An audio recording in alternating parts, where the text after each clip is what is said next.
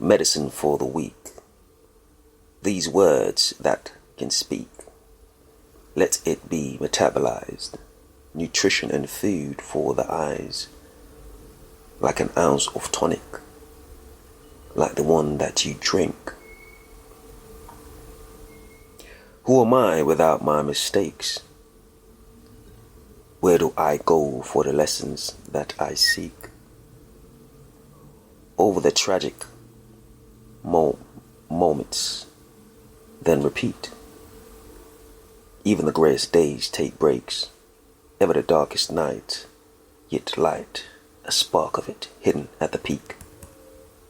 The trials that follows, revelations of darkest hollow, they come and sit in the winter mist, talks of the twist, willows from the trees, thus disdain begets disdain.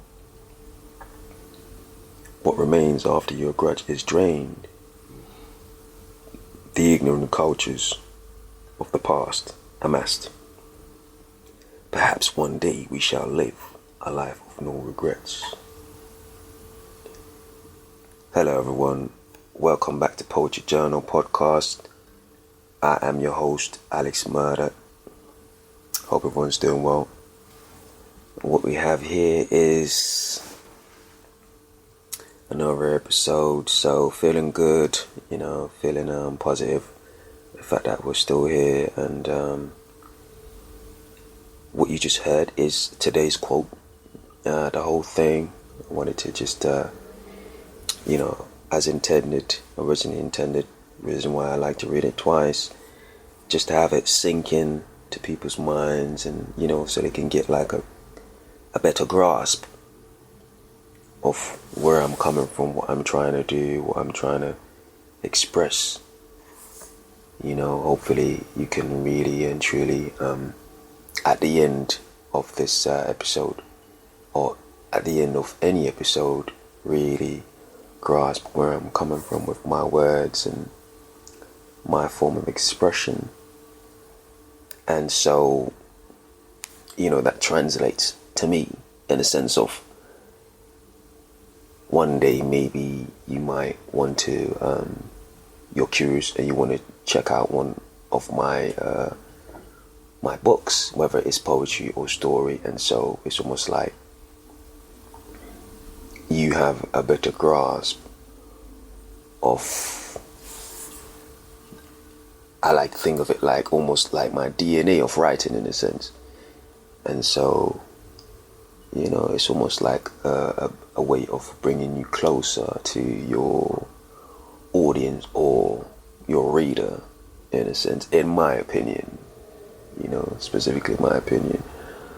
That's the way I like to think about it, and in essence, a way of being more effective as a person that likes to express and speak on things, or just merely just giving my opinion, as they say, giving my 2 pence, but I digress. So I shall go for the second time, and then we can speak about it. And like I said, open to speak about it. If in any way you'd like to reach out to me, I'm not hard to find, so always open to listening or hearing what people's got to say. So yes, of course, reach out and share your opinion, perhaps on my work or on the quotes that we discuss on this podcast. Always welcome to hear what people's got to say. But let me unpack this after I read it for a second time, and we get into it as it goes. Medicine for the weak. These words that can speak, let it be metabolized. Nutrition and food for the eyes, like an ounce of tonic, like the one that you drink. Who am I without my mistakes? Where do I go for the lessons that I seek? Over the tragic, traumatic moments, then repeat. Even the greyest days take breaks, even the darkest nights. Ever the darkest nights, Yet light. A spark of it, hidden at the peak. The trials that follows, revelations of darkest hollow. They come and sit in the winter mist, talks of the twist, willows from the trees. Does disdain begets disdain? What remains after your grudge is drained? The ignorant cultures of the past amassed. Perhaps one day we shall live in a life of no regrets. And, to now go into this, I guess I would start like this. Does nutrition matters? Let me elaborate. Does nutrition for the mind matter to you? I'm speaking to the audience. Or, of course, it should, but is that something that you think about? Of course, it should be. It certainly does matter to me. And so, as I've grown as an individual, especially as an artist, it's become even more of a big deal what I pay attention to,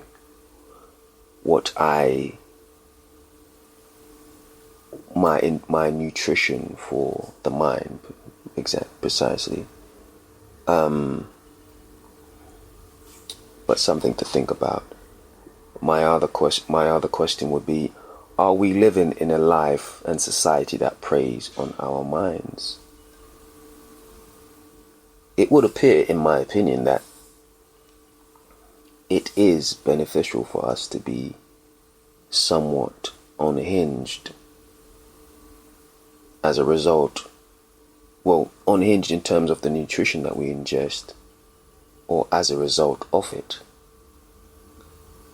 within our minds. How can you be balanced?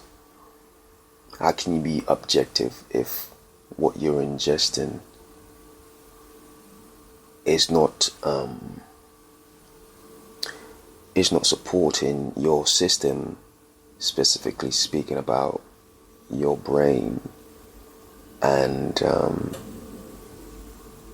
the information that does it enlighten you, or is it another form of convolution? It's just simply just toxic darkening for yourself. And so it's hard to see the balance or the logic, or to have an opinion on both sides, regardless of which side you agree with in an argument per se. And so that leads me to my next question: is objectivity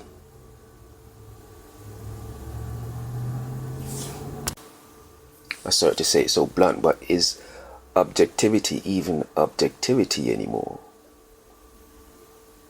It would appear that it's hard for people that, for example, people that tell the news to remain at a distance. And of course, we're all human, so, nobody's perfect. But I would say more than before, it's hard for people that give their opinion on the news, to remain at a distance when they inform the masses about situations pertaining to current affairs. But when I really think about it, the traditional form of outlets, and even them, I feel to an extent, in my opinion, is tainted. But if you think about news outlet these days, it's 19 hours. That's my assistant per se. Ever the interjector, this laptop of mine. But back to what I was saying. And so, for example, blogs are like seen as like almost like they're taken serious, as in these are like almost primary outlet in terms of news and stuff like that. However, the people that promote certain things or write on some of these platforms are not perhaps trained to be objective. I guess the point I'm trying to make is, in terms of like experience and discipline to give certain information, it's not all like it was before, or yesteryear, or yesterdecade, where these people were trained to just tell it like it is, or just not your story or his story, but more just the truth. It seems to me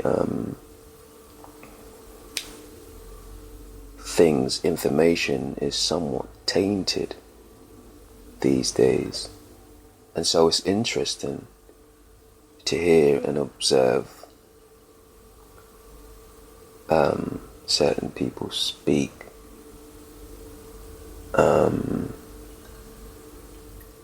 A lot of time when I read, it's almost like you just don't hear like a story or like a scenario being depicted by somebody. You hear a story, and you also hear somebody giving their, like, choosing a side in a sense, and that's all right to have a side, but a sense of decorum comes to mind in terms of like your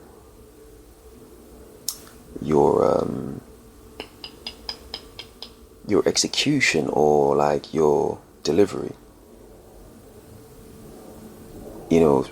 Just in the sense of like come from a place where people make their own minds up.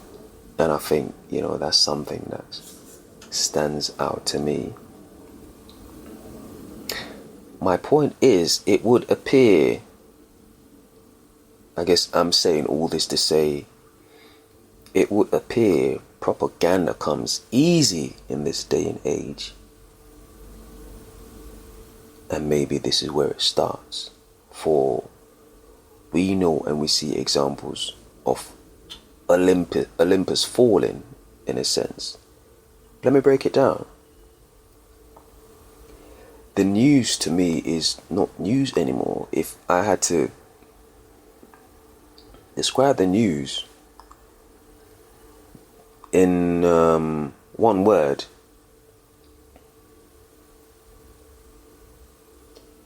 I would say shepherd. It's almost like they inform people about what they want to hear, then proceed to telling them how and what to think about it. Therefore, by giving a trajectory to their opinion, or where their opinion should land, in other words, a large segment of the masses are controlled. Hence the term shepherd. describing the news and what they do in terms of almost sheep herding, in my opinion. And so I guess maybe I should speak on this a bit more.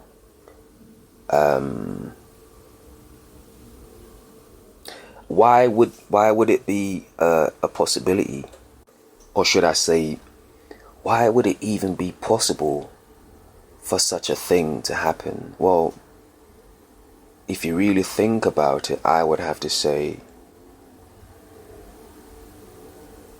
I think maybe going back to what I said, people don't really want to think for themselves anymore. They want to be instructed what to think. And so it comes easy to be fed lies and to actually instructed to also regurgitate such things, or fed an opinion or what to say and think, and that's all right for you to just, speak on.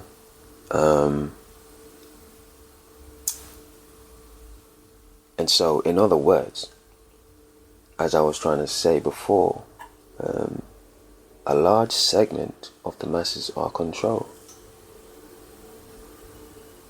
But of course, like I said, I think they want to be controlled. And so, that would lead me to another point, which I think to lead me to this point, or reiterate the question, as in, does objectivity matter anymore? Does the truth even matter anymore? And I think I asked this in one episode before. As I mentioned in, I think I mentioned in a previous episode, that it appears that there is a glorification of victimhood to a degree. Another opinion of mine, of course, which begs another question: do we look first to find solutions and be better, be stronger, or we simply look to be upheld while we revel in our turmoil? That's a very interesting question to me. But it also means, in my opinion, the need for solutions was never an objective to begin with. For example, and this might be an unpopular opinion, but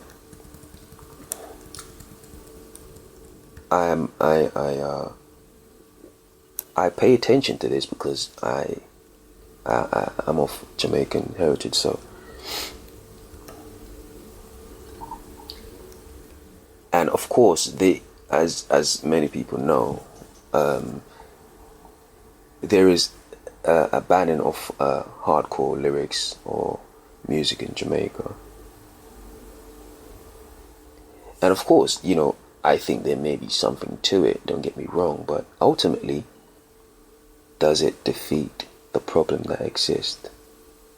Meaning, does that dispute the fact that we are living in poverty with little to no resources to help the people out of their situation, which would automatically make them better by default? Me personally, I just find it to be, put it plain, a cop-out in a certain sense by the people in power, because it distracts away from the situation that we are still at a disadvantage to be sullied by blood and carnage, because poor begets poor, the life of a pauper. Ergo, we are bound to be stuck in violence, because at the end of the day, we still don't have a way to feed our kids in terms of longevity. I'm not saying it's right for what is being portrayed. in terms of the culture and certain things that's being spoken on. But at the end of the day, I think there's a bigger picture being missed, and to me, it's almost like it seems it's almost like an attack on art. And like I said, a mere distraction.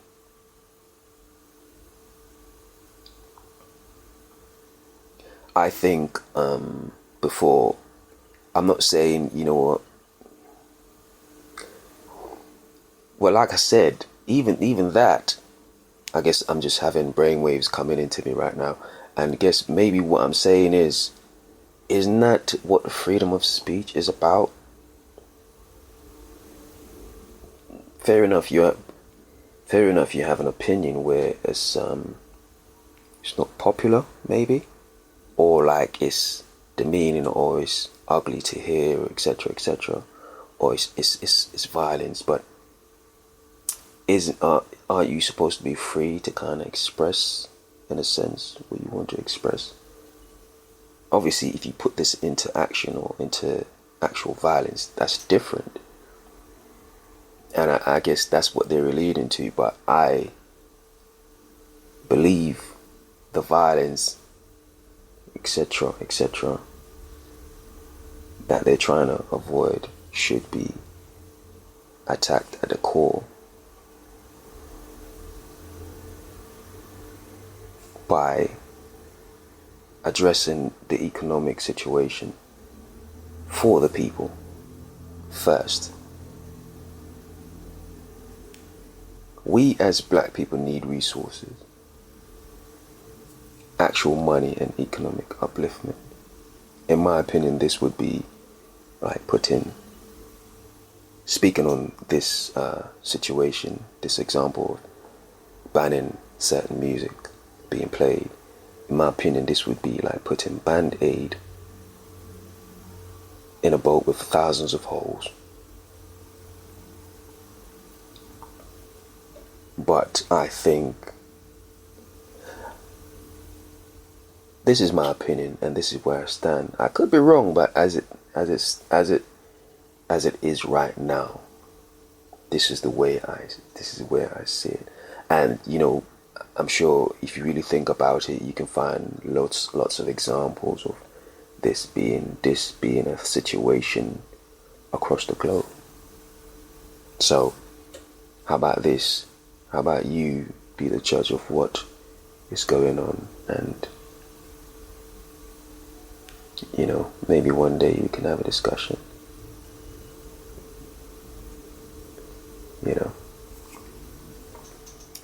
Alright everyone, that's just my 2 pence for today. I appreciate you coming in, hear what I have to say. As always, I see the listeners from all over the globe, so I appreciate you. And just a brief one, I think everybody by now knows what I have out there, but if you don't, there's Poetry Journal, my book, Growing Pains, Poetry Journal, Dream, Imagine, Express. There's my short story, Into the Abyss. And I'm planning to do a compilation of this short story soon. So, but if you want the single volumes of the short story, reach out. Amazon, anywhere you are, you should be able to get to it. But thanks for tuning in, and look forward to speaking about things or unpacking another piece, as I like to do next time. Thanks everyone for tuning in. Take care.